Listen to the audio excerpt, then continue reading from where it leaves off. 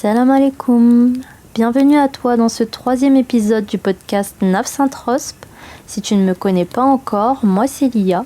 Si tu es une femme musulmane reconvertie ou non, qui se sent parfois perdue, incomprise ou tout simplement qui cherche à se reconnecter à son âme et à se redécouvrir, alors tu es au bon endroit. Installe-toi confortablement, prends un thé ou un café et profite de ce moment. Prête ? Comme je te l'ai expliqué dans le premier épisode, il y aura chaque semaine un épisode sur un thème lié à l'introspection et à la spiritualité. Tu peux aussi me trouver sous le nom Avec Lia sur les réseaux sociaux. Chaque jour, je partagerai des courtes réflexions pour t'aider à réfléchir et agir concrètement. Ce sera l'occasion de faire ce chemin ensemble, Inch'Allah. Au premier abord, au vu du titre, tu vas avoir l'impression que c'est un sujet qui va opposer les musulmanes reconverties aux musulmanes de naissance, mais pas du tout. Le but de cet épisode est de mettre en lumière les défis communs auxquels on peut toutes faire face aujourd'hui. Depuis la conception de mon podcast, c'était un sujet qui me tenait vraiment à cœur parce qu'il y a encore beaucoup d'idées reçues à déconstruire et j'espère que ça permettra à certaines sœurs de se sentir comprises et moins seules.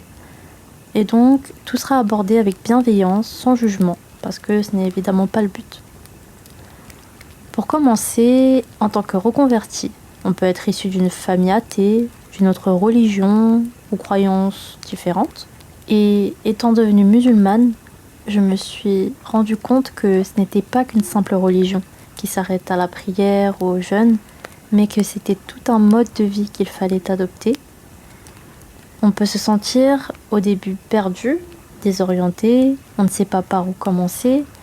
Et c'est pour ça qu'il est important d'être bien entouré ou en tout cas d'essayer de s'orienter vers les bonnes personnes. Alors tu te demandes sûrement pourquoi les défis communs.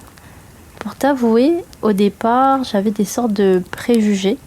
Enfin, plutôt une idée préconçue d'une musulmane de naissance, mais qui a beaucoup évolué avec le temps. Dans le sens où être musulmane de naissance, tout était plus simple, d'avoir été bercée dans une éducation religieuse et donc par conséquent savoir déjà parler, comprendre et lire l'arabe, pratiquer et comprendre sans difficulté sa religion, d'avoir forcément un entourage musulman qui te permette, si tu as des questions ou besoin d'informations, de les avoir plus facilement. Et puis, bien évidemment, j'ai réalisé que ce n'était pas le cas pour tout le monde. Il est autant possible pour une musulmane reconvertie qu'à une musulmane de naissance de rencontrer les mêmes difficultés, de se retrouver dans la même situation, donc au même point de départ. Et à travers ça, j'ai relevé 2 principaux points communs. Le premier, c'est le besoin de construire des bases solides. En tant que reconverti, on peut commencer avec quelques connaissances ou avec rien. Par conséquent, on doit faire ses propres recherches en s'orientant vers des personnes qui détiennent de la science, en prenant des cours, en demandant à ses proches musulmans si on en a. Mais il faut bien évidemment faire très très attention à ne pas croire tout ce qu'on lit ou ce qu'on entend. Surtout avec Internet, les réseaux sociaux aujourd'hui, on a tellement facilement accès à l'information, donc comme pour tout, il est important d'en vérifier la source. Et pour en venir aux musulmanes de naissance, tout va dépendre du cadre, de l'environnement dans lequel on a grandi, dans lequel on vit. On peut avoir appris de ses parents depuis l'enfance, puis continuer au fil du temps à pratiquer, mais par automatisme. Et donc, en grandissant, ne pas forcément comprendre le sens de la pratique. On peut aussi avoir appris d'une certaine manière qui n'était peut-être pas la bonne, dans le sens où c'était plus culturel que cultuel. Et dans certains cas, être amené à mettre en pratique des choses contraires considérées comme de l'innovation par exemple, qui ne proviennent ni du Coran ou ni de la Sunna du prophète sallallahu alayhi wa sallam.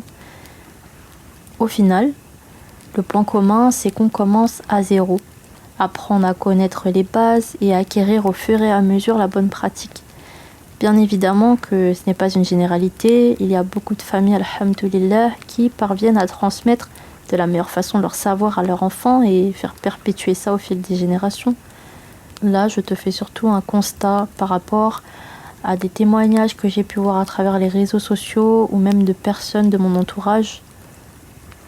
Ensuite, j'ai souvent entendu dire des reconvertis qu'on était des exemples, entre guillemets, et je ne comprenais pas parce que, comme je te l'ai dit au départ, je trouvais que naître et grandir musulmane était un privilège pour elles justement, que tout était beaucoup plus accessible et facile. Et au fur et à mesure, j'ai compris leur point de vue dans le sens où en tant que reconverti, on débute à zéro. Donc on a la soif d'apprendre, de s'instruire, de comprendre pourquoi on doit agir et se comporter de telle manière, pratiquer de telle façon, etc. Et subhanallah, acquérir du savoir et de la science n'est jamais limité en islam. On apprend constamment. Et puis quand on grandit dans un cadre religieux déjà instauré, on va pas forcément penser en grandissant à vouloir rechercher les raisons, le pourquoi du comment. Par exemple, je te l'avais évoqué dans mon épisode d'avant, avec la langue maternelle de mes parents. Quand j'étais plus jeune, j'avais pas forcément cette envie d'apprendre parce que je réalisais pas encore que c'était une richesse et un héritage à perpétuer. J'ai négligé cet aspect sans m'en rendre compte et aujourd'hui c'est quelque chose que je regrette. Et bien pour certaines sœurs musulmanes de naissance, c'est un peu pareil avec la religion. Elles ont toujours prié, jeûné, pratiqué, mais sans forcément se poser la question du sens derrière, parce que c'est quelque chose qui a toujours fait partie de leur quotidien, et elles n'ont pas forcément ce réflexe de vouloir approfondir ou comprendre, du moins pas tout de suite, jusqu'à ce qu'un événement ou une prise de conscience les amène à vouloir apprendre par elles-mêmes. Malheureusement, il y a beaucoup de sœurs qui font face à ces situations où on leur a ordonné sans leur inculquer, avec des explications, ou uniquement à travers la crainte. Par conséquent, elles en viennent à pratiquer par automatisme, et parfois, certaines finissent même par s'en détacher. Et pour d'autres, dans ces moments-là, arrivent à prendre conscience, et dans ce cas-là, il arrive que certaines sœurs peuvent ressentir de la pression, une certaine frustration, ou même une honte. Donc si tu es dans ce cas, sache qu'il n'y a aucune honte à vouloir réapprendre par toi-même, à approfondir ta compréhension, même si tu as l'impression de repartir de zéro. Le plus important, c'est d'avancer à ton rythme et de ne pas te laisser submerger par la peur, de ne pas en savoir assez. Allah regarde l'effort avant tout que tu fournis et pas ton point de départ. Et comme le prophète sallallahu alayhi wa sallam l'a dit, celui à qui Allah veut du bien, il l'instruit dans la religion. Rapporté par Al-Bukhari et Muslim. Tu n'es donc pas moins légitime qu'une autre et tu n'as pas à te comparer. Ce qui compte vraiment, c'est cette sincérité et cette envie de progresser. Et Allah nous le rappelle dans le Coran, quant à ceux qui luttent pour notre cause, nous les guiderons certes sur nos sentiers. Sourate 29, verset 69. Donc chaque apprentissage est une opportunité de renforcer ton lien avec Allah, alors ne te décourage pas et ne culpabilise pas tant que tu es en chemin, tu es sur la bonne voie, Inch'Allah. Le deuxième point commun que j'ai relevé, c'est la solitude dans la pratique. Il arrive pour beaucoup d'entre nous, et souvent dans la plupart des cas, qu'on se retrouve à pratiquer seul. On ne sait pas vers qui se tourner, on n'a pas forcément d'entourage musulman, on peut être isolé dans des villes qui ne permettent pas d'avoir facilement accès à une mosquée, et il y a aussi souvent le cas où la famille, les proches ne comprennent ou n'acceptent pas notre choix. On peut également parfois être gêné, avoir peur de s'adresser à quelqu'un pour s'informer. D'après Abu Huraira, qu'Allah l'a créé, le prophète sallallahu alayhi wa sallam a dit: l'homme est sur la religion de son ami intime. Que chacun de vous prenne donc garde à qui il prend pour ami. Rapporté par Abu Daoud et Tirmidhi. Alhamdulillah, de mon côté, j'ai un entourage qui m'a beaucoup aidé et également soutenu, que ce soit certains membres de ma famille ou des proches. Et je sais que malheureusement, on n'a pas tout ce privilège, mais j'ai quand même eu des périodes où je me suis quand même sentie seule dans ma pratique et perdue. Et c'est pourquoi ce podcast me tenait à cœur, pour permettre à des sœurs de s'identifier, de créer un espace où on peut échanger ensemble et se sentir à l'aise, se soutenir mutuellement. Pour en venir aux femmes musulmanes de naissance, elles peuvent aussi rencontrer ces mêmes difficultés. parce qu'on n'a pas toujours un entourage musulman vers qui on peut facilement se tourner ou s'informer. Les pratiques peuvent être totalement différentes à un certain degré de croyance. Par exemple, on peut être issu d'une famille qui ne pratique pas plus que ça et qui n'a donc pas toutes les connaissances nécessaires. Au final, certaines se retrouvent aussi seules, à devoir apprendre seules. Elles ont aussi tout autant la soif d'apprendre et d'acquérir du savoir et de la science, mais encore une fois, peuvent être gênées ou avoir honte de s'adresser à d'autres par peur d'être jugées. Malheureusement, parfois les rappels et les conseils ne sont pas toujours donnés avec bienveillance et ça peut heurter certaines sœurs au lieu de les encourager et qui vont finir par se renfermer sur elles-mêmes. On oublie que chacun avance à son rythme et que la douceur est une clé en islam. Soyons donc un soutien les unes pour les autres et non pas une source de découragement.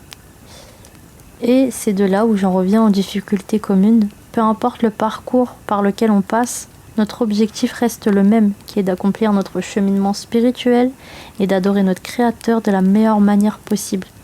Il n'y a donc aucune honte à avoir ou se sentir jugé, à devoir reprendre à zéro.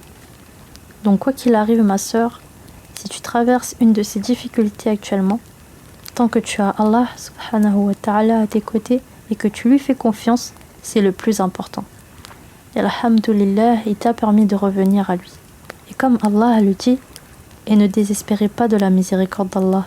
Certes, Allah pardonne tous les péchés. Oui, c'est lui le pardonneur, le très miséricordieux.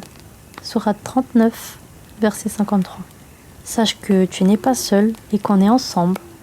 Tant que tu en as pris conscience aujourd'hui et que tu veux agir, tu es sur la bonne voie, alors fais de ton mieux et ne te mets pas trop de pression. Voilà la fin de ce 3e épisode, j'espère qu'il t'a plu.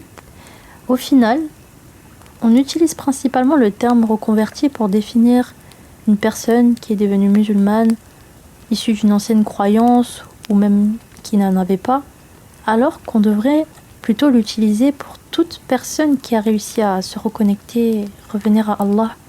C'est comme une sorte de renaissance en fait. Il y en aura qui auront eu cette facilité dès l'enfance et d'autres qui l'auront au cours de leur vie. Et tant qu'on y parvient et qu'on s'y accroche, c'est le plus important. Ta foi, ton cheminement seront toujours mis à rude épreuve, que tu sois reconvertie ou musulmane de naissance. Alors sois forte. Et c'est ça qui est magnifique avec cette religion, c'est qu'elle s'adresse à tous, sans exception, peu importe d'où tu viens, qui tu es et comment tu y es parvenu. Le plus important, c'est que tu aies réussi à trouver la bonne voie, alhamdulillah. Et donc, soyons un soutien les unes pour les autres et encore plus en ce mois béni. Cette semaine, prends un moment pour échanger avec une sœur, qu'elle soit reconvertie ou musulmane de naissance, peu importe, et pose-lui une question sur son parcours, ses défis ou ses apprentissages. L'objectif, c'est d'apprendre des expériences des autres et renforcer nos liens de fraternité. Si cet épisode t'a parlé, n'hésite pas à t'abonner, à le partager avec d'autres sœurs et à me suivre sur les réseaux sociaux pour continuer cette belle aventure ensemble, Inch'Allah. Rappelle-toi, il n'est jamais trop tard pour commencer. Merci à toi d'avoir pris le temps de m'écouter. Je te dis à bientôt, Inch'Allah, pour le prochain épisode de Nafs qu'Allah nous guide toutes dans nos efforts et nous accorde la réussite ici-bas et dans l'au-delà. Salam alaikum, bisous.